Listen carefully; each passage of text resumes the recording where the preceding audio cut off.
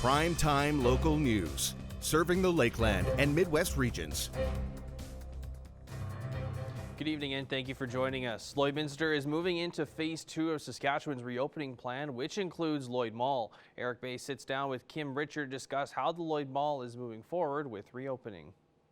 Lloyd Mall joined many other local businesses May 19th in reopening, and I'm joined today by Kim Richard from Lloyd Mall. Kim, thank you for taking the time with me today. And now, can you just tell me what reopening is going to look like at Lloyd Mall? Basically, we're excited to reopen the mall to the community. We consider ourselves the hub of the community. We certainly have a lot of people wanting that normalcy and come back to the mall. Obviously, we've gone through the Saskatchewan guidelines to make sure that we open safely to the public. We've installed floor decals to encourage and remind people about the social distancing. And we've put in directional arrows, hoping that people will follow that as best they can, and again, to allow for the social distancing.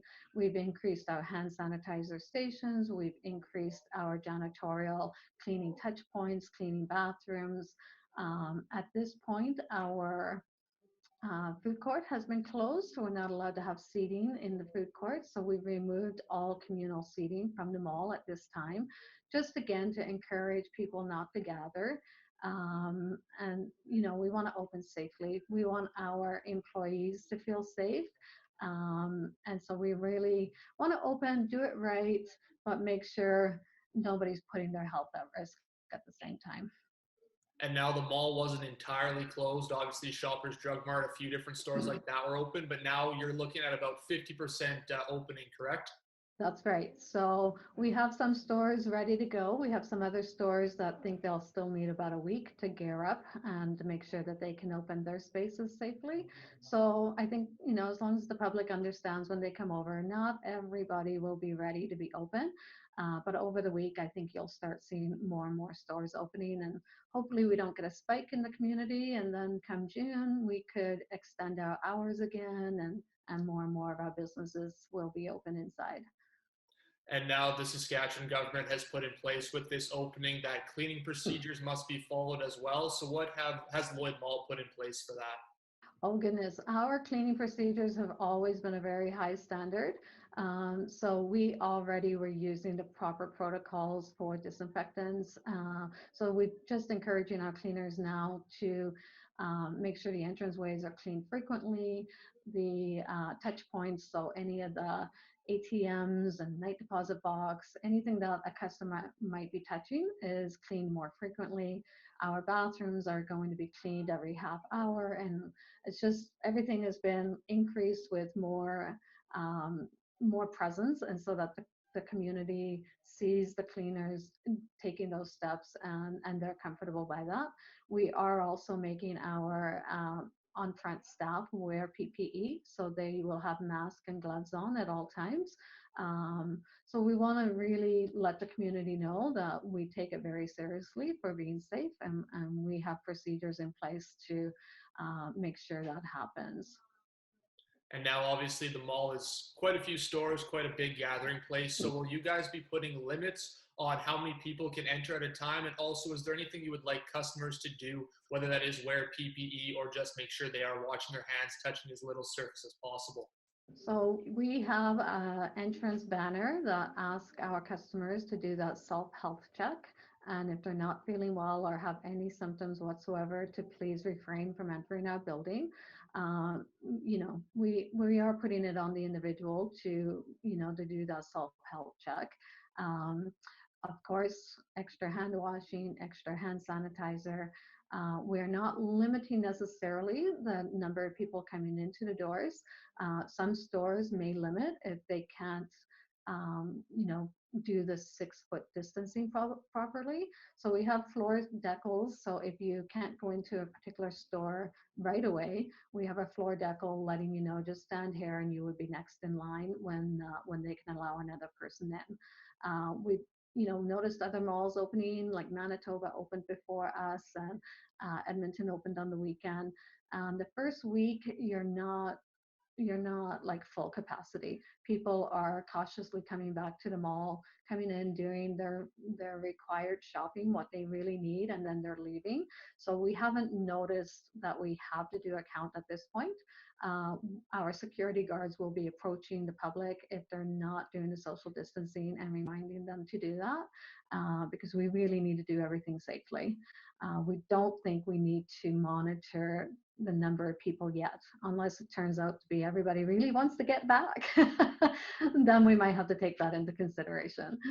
All right, Kim, really appreciate you taking the time with me today and wish you all the best of luck in reopening. With the winter over and the weather getting nicer, people are getting outdoors and planting gardens. People who don't have a plant at home had to get in line for one early this year at Bud Miller Community Gardens. The city had about 90% or more of last year's plot owners returning. They had the first right of reusal. The remaining plots were then offered to those on a wait list, which is quite substantial this year. Under new rules, water needs to be hauled in, no rain barrels or tools allowed to be left on the plot site, and the storage shed is closed this year. One eager plot owner was out early planting Monday. Long, hard winter, cold spring. I thought it's like I said, I've been planning it all year. It's one of kind of my main hobbies, so it means a great deal. It's uplifting, but stress relieving, calming, relaxing, something fun to do. It almost gives you inspiring, hopeful, all those kinds of. Last year it wasn't that great, so we didn't have a lot, but oh yeah, you bet. Yeah, eat it, give it away, for sure. Some flowers, but that's just for fun. Well, I think regardless of COVID or anything like that, people should have some sense of how to garden. For sure, it's easier than you think once you get the principles down. I think what a lot of people associate with gardening is weeding.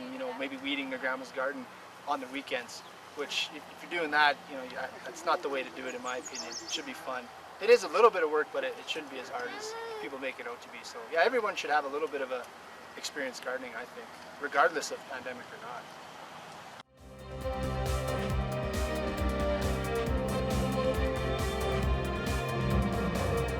I'm joined here with Michaeline Heward, and she is the manager at the Lloydminster Youth Centre. Now, the Youth Centre is running a program named Dinner Time. Can you go into a bit of detail on what that is? So it is a curbside home prep meal delivery program. So we package up some kits, and they include things like a recipe card and a card on nutritional information, a food safe card, and usually another little activity or something that the youth can do with the meal prep, and then connect with us back on Snapchat or Instagram or Facebook. And how does the program work? Like, how can somebody get involved? Well, they connect with our youth programmer or our youth outreach worker through Facebook or Snapchat. So they can. We're actually in contact with our youth, although our programs have been suspended. We have quite a few online programs still running.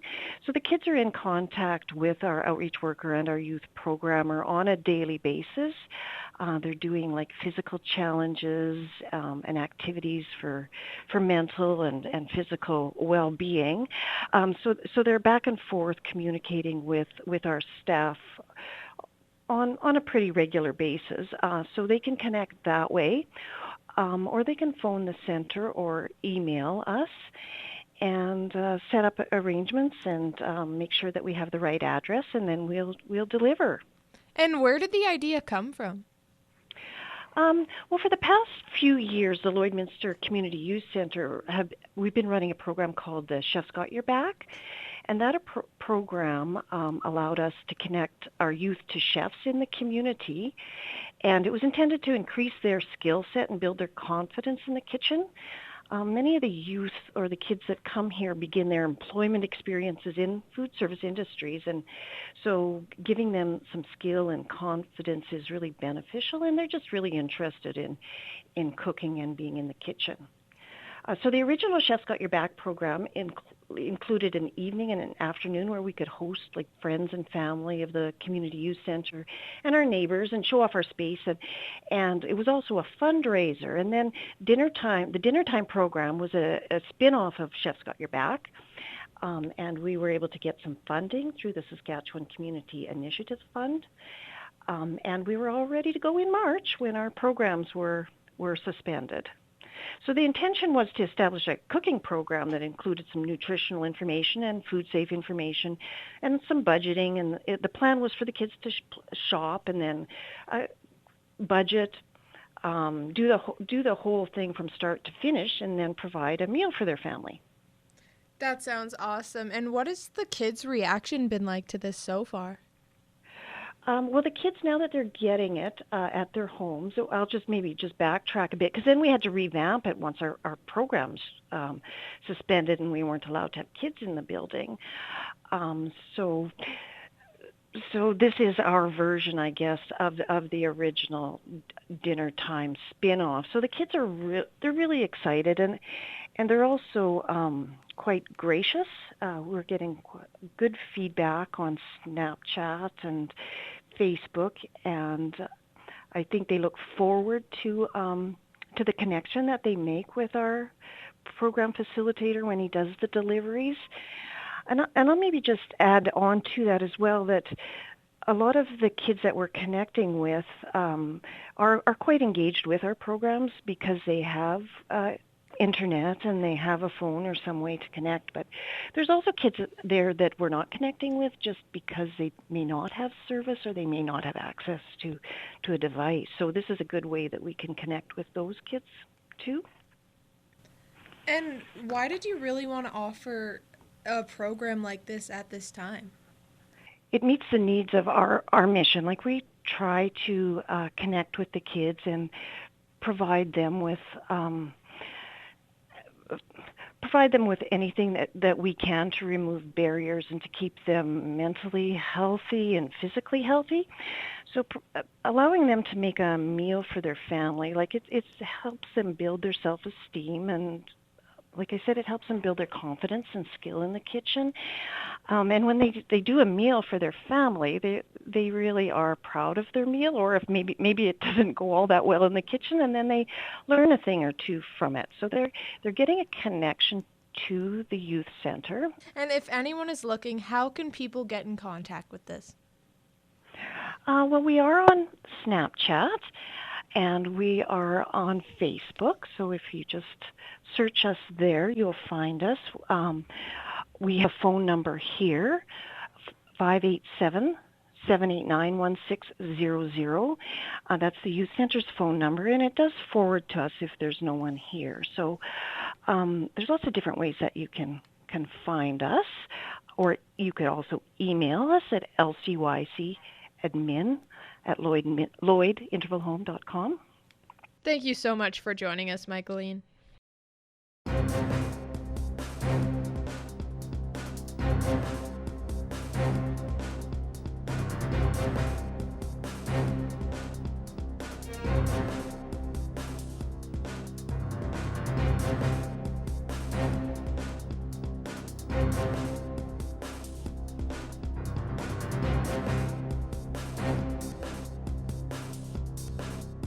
Thanks for joining me, Linda Wang. She's from the Edmonton International Cat Festival. Thanks for taking some time to talk with me today.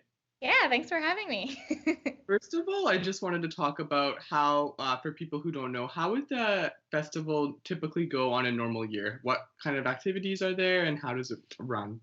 Yeah, so normally the Edmonton International Cat Festival is Alberta's largest celebration of cats. So we usually draw about 3,000 cat lovers from across the province, and we've had people from like BC and Ontario even come to the event, just to take in such a wide range of, I call it programming. So there's a lot of puns in the festival. But normally, like, we have a main stage, we have more like family friendly areas, we have cat themed board games that people can play, and like different like giant sort of cat installations and things like that. And then we also, a big draw is we usually bring in a celebrity cat, and that celebrity cat does meet and greets with different cat lovers. So they're able to take photos and that sort of thing. And then we have lots of vendors selling a bunch of cat themed products as well. So that's usually how the day goes. It's a full day of just anything cat related that you could possibly think of. There's probably something that you'll find at the physical event. And that's how we've been running it since 2014. But the best part about all of the previous festivals and this year is that 100% of proceeds are donated to cat rescues. So it'll help these cat rescues help cats in need. And obviously this year things are going to be a little different, as there's restrictions on large gatherings. So how are things going to go this year for people who are interested? Yeah, so we did have to cancel the physical event this year due to the pandemic, which is definitely the right call because the festivals in previous years have gotten very crowded. But the nice part about moving it online is that actually how the festival started in 2014 was largely around the idea of gathering people together to watch cat videos, which is primarily online anyways. So it's sort of like we're kind of going back to our roots. So it's easier, I think, to shift this type of event online. A lot of the presentations that maybe we would have had on the main stage can be done virtually on the screen. So we're going to have things like how to make homemade cat treats and how to make cat toys and how to take better photos of your cats. So kind of more educational, but still entertaining. And then, of course, you can watch cat videos and you can watch. So at the festival, we used to have a bunch of the rescues have their adoptable cats and kittens there in the space. For the virtual event, we're going to have basically live cams set to adoptable cats and kittens that are definitely going to be cute, but you could also adopt them if you wanted to, or make an inquiry about adopting them. So it wasn't that difficult to shift to go online. We're still also going to have a celebrity cat. So Gary, Great Grams of Gary, who lives in the Banff area and goes on mountain adventures. He is going to be doing a live kayak through the Rocky Mountains. And then so everyone can kind of sit on a kayak with Gary and go through this experience with him. So we've got a lot, and I think since the shift, we're seeing more events go online. So I've attended a few now, and a lot of them have been very like, this is happening and now this is happening back to back, which makes sense. But we wanted to push it and see just how much cat content we could cram into a day. So we've got things going back to back, but then we've also got like 3 more things happening at the same time. So there's a lot of options for people who love cats. And then again, ticket proceeds will be going to local cat rescues. So tickets are only $10, and you also get replays of the sessions or sessions that you've missed. So in a lot of ways, it is in theory more accessible. You don't have to physically be in Edmonton. If you have allergies, which a lot of cat lovers do, there's no issue. So you can attend the festival. And if you might be working or you might miss something, you can still catch up on the replays afterwards. And for someone who wants to participate, how are they able to? Yeah, so head to the website, edmontoncatfest.com. The full schedule is there, including, we're going to have, for more puns, we're going to have live meowsic from a cat-loving musician, so they're going to be playing music as well. The full lineup is there, so you can see, is this interesting enough? If you're slightly into cats, this should definitely interest you. And then you can just click buy tickets on there as well. It's $10 for basically a computer. And then we're also encouraging people to donate more if they'd like, because 100% of proceeds are going to rescues. That's awesome. Thanks for taking some time talking with me about this cool event today.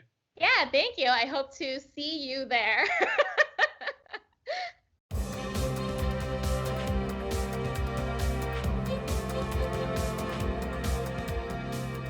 Joining me today is Lloydminster local swimmer Venna Anderson. Venna, thanks for joining me.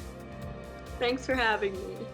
Now, Venna, you had some very exciting news not too long ago. You committed to Long Island University to compete for the Sharks in swimming. How did that whole decision go down? Did you talk to them previously? Just give me a breakdown of everything. So it was kind of like I was I was on this recruiting app. It's called CKSA, and that's kind of how the coach there found me. And he emailed me, and we kind of talked, got to know each other. I went down for a visit in February, right before the whole Corona thing happened.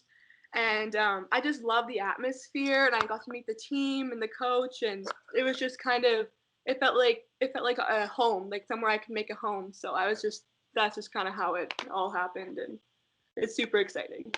Now, when I guess you put the pen to paper and really finalized everything, what was going through your mind? I guess, the excitement, the joy, and whatnot. It was kind of almost like unbelievable. Like, you always dream of like being able to take your sport to the next level and everything, and it was just kind of crazy that it actually all was right there in front of me, and all I had to do was sign a paper. Now, you mentioned that you did go down and visit the university beforehand. Were there any parts that really stuck out in your memory and, that you're super excited for? I love that it's a big city, but the school is so small, which means like it just kind of seemed a lot more homey. Like, I was always obviously kind of nervous to go such a big city when I live in Lloydminster, but the campus is small, tight-knit community that I feel like it'll feel more like home. So now, Venna, obviously it's been a weird off season for everyone, worldwide. But for yourself, how have you been keeping in shape and whatnot, getting ready to get back swimming? Well, I've been trying to run to keep my cardio up, and obviously a little bit of strength training here and there with what I can do, and just trying to stay fit, and hopefully once the lakes warm up a little bit, I'll maybe get in the water, but that's about it. How much different is the training, being off, or I guess out of the water versus actually swimming? It's very different. It's very hard because swimming's so unique that you can't really like, do it without water. But as long as I guess I keep my cardio and strength in my arms and legs and the whole body basically, then I guess it'll be a change once I get into the water. I'll be sore, but at least I'm not doing something, I guess. Now, Venna, you'll be one of the youngest ones going into LIU. How are you going to look at some of the veteran swimmers there to maybe guide you under their wing? It's exciting to have people that are older and faster, so you can either like learn from them and have something to look up to, or like want to be. Like, you have competition within your like swim group. That's kind of what I'm excited for, because I'm a competitive person and always want to be better. So I think having people that are better than me will push me to be a lot better than what I am right now. Now, you kind of mentioned it, from Lloydminster, grew up here and whatnot. How weird will this be, going to New York and really just, I guess living a different life kind of? It's going to be really weird. I'm a little nervous, not going to lie about it, but I do have a friend that I knew from Alberta that's also signed with LIU, so at least I know someone there, and we're kind of going through the same thing. She's from a smaller town, so I mean, my family's only a phone call away, so if I ever need any to talk to them, it's right there. But no, it's going to be a big change. There'll also be changes, not just swimming wise and moving away, but also with school starting post-secondary. Are you worried about any of these kind of changes as well as the swimming part?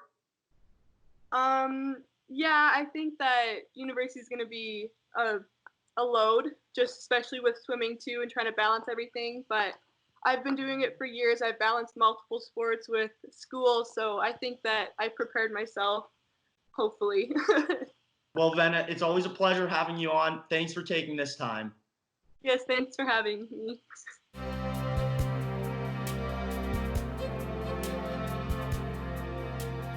Welcome back. Taking a look at the 7-day forecast here. Of course, we did have some showers today, and we're going to continue to have those over the next couple of days here. 76% chance of some rain on Thursday, the high of 15, with up to 15 millimeters possibly of some rain there. 15 degrees also on Friday, and a 55% chance there of some showers. 13 degrees on Saturday as we get some cloud coverage there. 20 degrees on Sundays. It starts to warm up a little bit more at a low of 2 degrees. 21 on Monday with the sun and cloud mix. 20 degrees on Tuesday and a low of 8 degrees, and a high of 17 degrees on Wednesday with a low of 4. We usually average around 18 degrees for our daytime high. We average usually a daytime low of 4 degrees. And of course, on Monday, we also could see a 55% chance of some showers as well. Of course, we are going to be experiencing a lot of rain throughout Alberta and of course in Saskatchewan over the course of the next several days.